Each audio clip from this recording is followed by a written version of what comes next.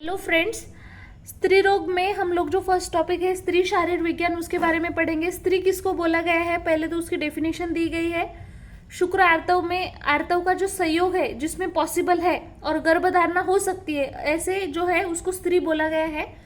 इसमें जो है जो अपने वय है, एज के अनुसार 3 क्लासिफिकेशन किया है। सबसे पहले यहाँ पे देख सकते हो बाल्यावस्था है।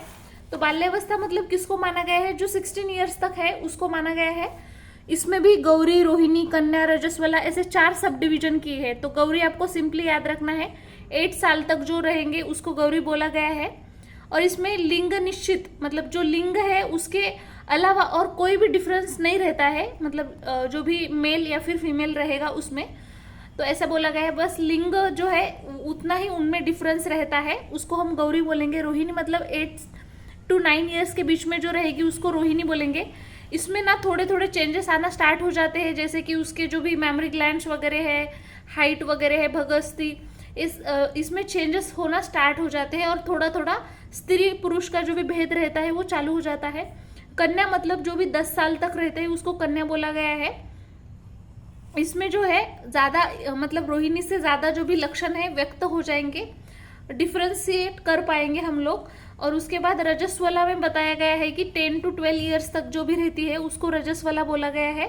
इसमें जो है स्त्री विशिष्ट जो भी अवयव रहेंगे उनकी मतलब बहुत ज्यादा प्रमाण में वाढ़ होना स्टार्ट हो जाती है, मतलब ये तीनों के कंपैरिजन में बोला गया है।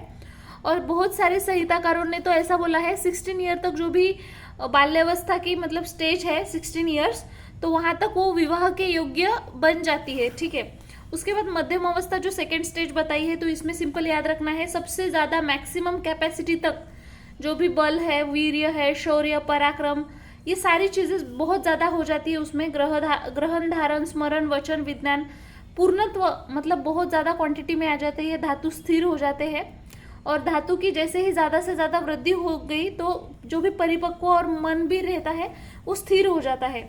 और इसमें हमें पता है जैसे बाल्यावस्था में कफ अधिक्य था तो इसमें पित्त अधिक्य रहता है। इसमें भी 2 इसमें डिवीजन किया गया है, एक तो तरुणी और दूसरा अभिरूढ़ा। तो इसमें देखो तरुणी मतलब क्या रहता है, 16 to 32 ईयर्स के बीच में रहता है। इसमें क्या रहेगा स्पेशली याद रखना है, व्यवहार, गर्भधारणा, प्रसव के लिए मतलब ये परफेक्ट स्त्री मानी जाती है। ठीक है, जो भी बेबी वगैरह, डिलीवरी वगैरह सारी चीजों जो आएंगे इसमें तरुणी में आएंगे।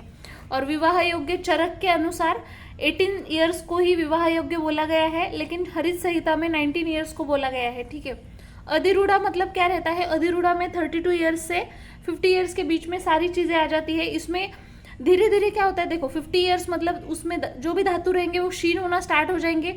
रजोनिवृत्ति रहती है, कुटुंब का जो भी संगोपन वगैरह करना, यही उनकी चीजें चलती रहती है, तो ये याद रखना है। और वृद्धावस्था के मतलब इसके तरफ ये बढ़ना स्टार्ट हो जाते हैं। देखो अभी सुश्रुत संहिता के अनुसार 20 ईयर्स को वृद्धि बोला गया है, 30 को यौवन बोला गया है, 40 को जो भी है संपूर्णता बोला गया है, और जो भी 70 ईयर्स तक है उसको हानि बोला गया है। ये स्टेजेस इन्होंने दिए हैं। उसके बाद वाग्भटाचार्य ने क्या किया है, 30 ईयर्स तक यौवन बोला है, 40 ईयर्स तक संपूर्णता और 60 ईयर्स तक अपर हानि बोला है। काश्यप के अनुसार 40 ईयर्स को युवा और 70 को मध्यम अवस्था। हरित के अनुसार 25 को युवा बोला है और 70 को मध्यम अवस्था ऐसे बोला गया है। ठीक है, वृद्धावस्था में कोई स्टेज नहीं बताई है, बस इतना बताया है 60 to 70 ईयर्स तक जो भी स्टेज रहेगी उसको वृद्धावस्था बोलेंगे।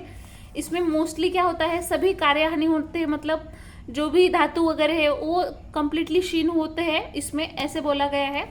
उसके बाद श्रोणी इसमें बताया, श्रोणी में आपको याद रखना है जो भी हिप रीजन रहता है, ठीक है, उसमें कौन से ये रहेंगे, जैसे बोन्स रहेंगे उसी के बारे में दिया है। तो मोस्टली जो ऐसा बोला गया है जो लेडीज रहेंगी उसमें इसका आकार जो रहता है बहुत इंपॉर्टेंट रहता है, वो बेबी के जो भी प्रसव बोलेंगे या फिर गर्भधारणा, ये सारी चीजें उसमें आती है।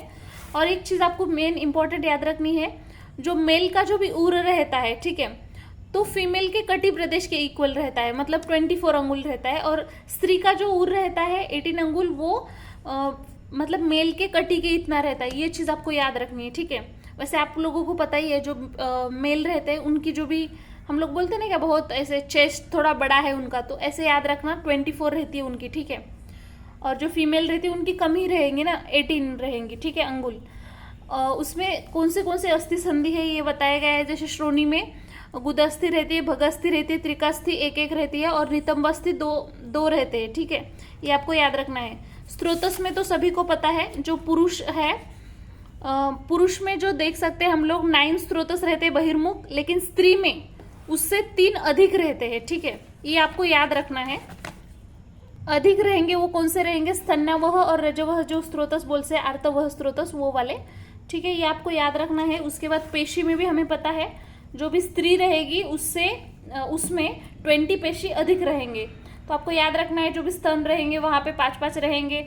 उसके बाद जो भी अपना जो बाह्य क्या बोल सकते हैं, बाह्य योनि जो रहते हैं वहां पे 2-2 रहेंगे। ठीक है, गर्भाशय मुख जो रहता है वहां पे भी 3 रहते हैं। और एक चीज याद रखनी है, स्त्री विशिष्ट मर्म के बारे में बताया है, मतलब यहाँ पे अगर आघात होता है तो जो इसे मरण सदृश वेदना बोल सकते हैं, या फिर कुछ भी विकृति हो सकती है। तो वो प्लेसेस कौन से बताए हैं? तो श्रोणी भाग में जो भी सेवनी मर्म, शुक्रवह स्त्रोतस, अंतफल, गुद, मूत्र सेक, मूत्रवह स्त्रोतस, योनि और बस्ती, ये जो 8 प्लेस है ये मर्म सदृश अवयव है, जो अपत्य निष्क्रमण के टाइम पे, मतलब उपचार जब लोग करते हैं उस टाइम पे आघात हो सकता है ना, तो वो नहीं होने देना है, ऐसे बोला गया है। अब स्त्री विशिष्ट आशय में हमें पता है 3 आशय एक्स्ट्रा है, जिसमें 2 स्तन्याशय है और 1 गर्भाशय है। और गर्भाशय जो है उसको 8वां आशय बोला गया है, और वो जो है पित्ताशय और पक्वाशय के बीच में रहता है। इसके आकार के बारे में बोला गया है कि जो भी रोहित माशा रहता है उसके मुख के अनुसार रहता है, जो भी गर्भाशय का आकार है, त्रिकोणाकार बोल सकते हो हम लोग। ऐसा बोला गया है कि जो भी मुख रहेगा उसका वो बहुत छोटा रहेगा, अरुंद, और जैसे अंदर जाएंगे वो रुंद होते जाएगा। ठीक है, ऐसे बोला गया है। और इसमें जो भी गर्भाशय के अंदर अकुंचन प्रसरण होता है, ठीक है, ये भी बात बताई गई है। अभी योनि के बारे में पढ़ेंगे, तो योनि के बारे में क्या दिया है देखो, शंख नाभि के आकार की जो भी योनि रहती है उसको त्रैवर्ता योनि, ये याद रखना है आपको। ठीक है, और त्रैवर्ता योनि के तीसरे आवर्त में आपको सिंपल चीज याद रखनी है, इसमें जो तीसरा आवर्त रहता है तो उसमें गर्भाशय रहता है, जो भी दूसरा आवर्त रहता है तो उसमें गर्भाशय का मुख रहता है, और जो पहला आवर्त रहता है, प्रथम आवर्त, उसमें योनि मुख तक का जो भी पार्ट रहेगा वो इसमें रहेगा, प्रथम आवर्त। तो ये याद रखना है। लास्ट में इसमें इन्होंने कुछ पॉइंट बताए, जैसे कि शकटाकृति अगर योनि रहती है तो अपत्यदायक होता है। उसके बाद लंबाकार अगर रहती है तो बेबी के वध के लिए, मतलब डेथ के लिए कारणीभूत है बोला गया है। मंडलाकार अगर रहती है व्यभिचारी बताया गया है। अगर वो थोड़ी उठी हुई है तो अनपत्यला कारणीभूत, अगर कोई बेबी नहीं है तो उसके लिए रिस्पॉन्सिबल है, ऐसे बोला गया है।